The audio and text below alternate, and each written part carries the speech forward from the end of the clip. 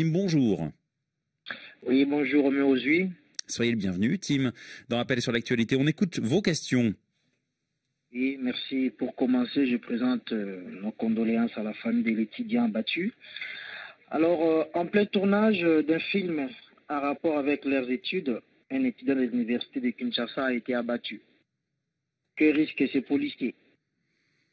Alors, ce sont effectivement des faits, et voilà pourquoi vous présentez vos condoléances, qui se sont déroulés le week-end dernier dans un quartier périphérique de Kinshasa, la capitale congolaise. Il y a eu des échauffourées entre étudiants en cinéma et policiers qui ont conduit à cette bavure. La police reconnaît que c'est une bavure. Pour répondre à votre question, Tim, on est en ligne avec Sonia Rollet, l'envoyée spéciale de RFI à Kinshasa. Sonia, est-ce qu'on sait ce que risque ce policier? Alors déjà, ce policier, il est en fuite, celui qui a tiré sur l'étudiant donc assassiné vendredi. Ce qu'il faut comprendre, mais par contre, les deux autres policiers qui étaient avec lui, dont un sous-commissaire, eux ont été arrêtés et sont jugés en flagrance. Donc ça, c'est la première chose. C'est déjà le tireur a disparu à ce jour. La police dit qu'elle le recherche. Il a bien été identifié, donc là-dessus pas de problème. Mais c'est vrai qu'il est en fuite. Donc pour l'instant, tout ce qu'il peut risquer, c'est d'être jugé par contumace à une peine qui dépendra en fait des circonstances qui seront reconnues à l'événement en question, parce qu'il y avait plusieurs versions en fait dans ce qui s'est passé.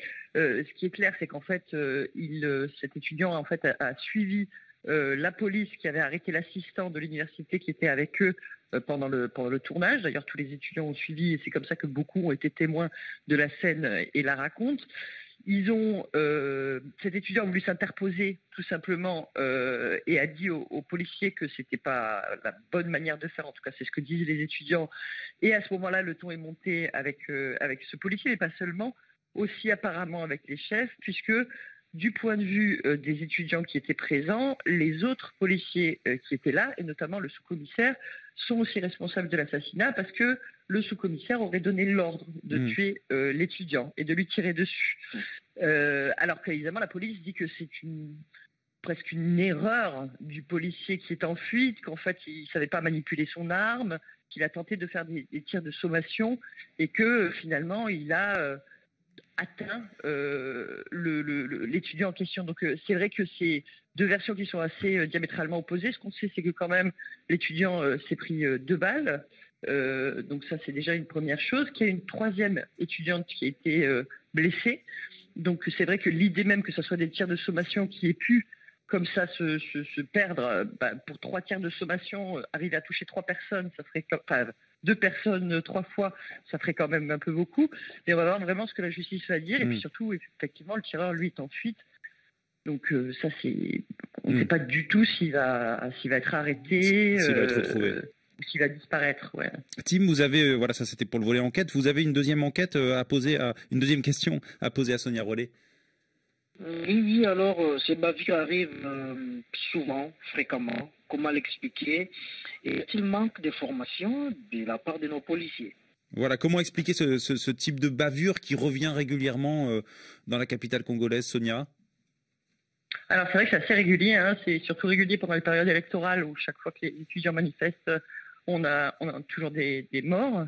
Et c'est vrai que la police est l'une des forces en fait au Congo qui est connue pour être celle qui viole le plus les droits de l'homme, ou en tout cas les scores de la police sont très mauvais du point de vue du Bureau conjoint des Nations Unies aux droits de l'homme. Alors c'est vrai que la police elle-même parle d'un problème de formation, c'est sûr aussi qu'il y a un problème de manque de moyens de la police. Par exemple, hier, très clairement, ils étaient en sous-effectif par rapport à tous les étudiants, et c'est vrai que si ça avait dégénéré ou si il s'était un peu plus rapproché des policiers, ça aurait pu dégénérer. Et ce n'est pas évident que les policiers auraient pu repousser avec simplement des armes de dissuasion et n'auraient pas utilisé leurs armes. Donc c'est vrai que ce problème de formation existe. C'est vrai aussi que il y en a certains parmi ces policiers qui sont d'anciens rebelles ou d'anciens membres de groupes armés et qui ont donc un peu la gâchette facile, dans le sens où en fait ils ont fait ça plusieurs fois par le passé, les exécutions sommaires, ils n'ont jamais été jugés pour ça. Et puis, en général, il faut quand même avouer que les sanctions sont assez minimes, ou en tout cas sur les cas de 2018, des étudiants qui avaient été tués et autres. On a toujours ici un peu de savoir quelles avaient été vraiment les sanctions qui avaient été données. C'est pas très clair tout ça, quoi. Donc c'est vrai qu'il y a une forme d'impunité quand même pour les forces de sécurité, malgré des efforts qui sont reconnus par l'ONU.